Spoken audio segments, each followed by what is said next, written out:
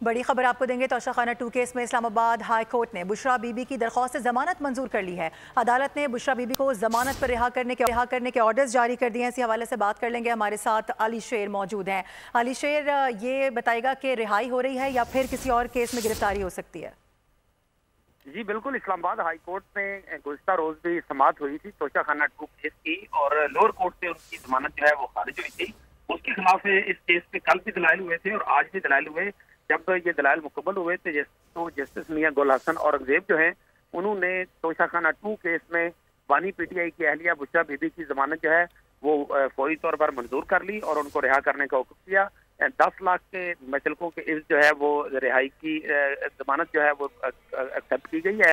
اس میں امپورٹنٹ بات یہ تھی، جس کا جواب جو تھا وہ حکومتی جو سائڈ تھی، وکلا تھے، ان کے پاس نہیں تھا۔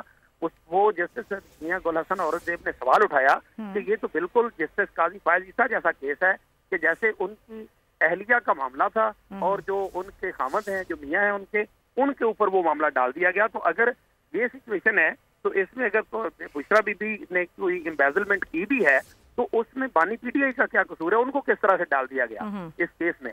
تو اس کے اوپر پراسیکیوٹر جو ہے، جو حکومتی وکیل تھا، اس نے یہ کہا کہ جی اس وجہ سے ڈال دیا گیا کہ وہ عوامی عہدہ رکھتے تھے، اس وجہ سے ان کو اس میں شامل کیا گیا، لیکن اس کے اوپر مطمئن نہ کر سکی حکومتی سائٹ جو ہے عدالت کو، اور عدالت نے بشریٰ بی بی کی ضمانت منظور کر لی ہے۔ ٹھیک ہے علی شیر، بہت شکریہ آپ کا تفصیلات کے لیے۔ سبسکرائب کریں اور بیل دبائیں تاکہ کوئی خبر رہ نہ جائے۔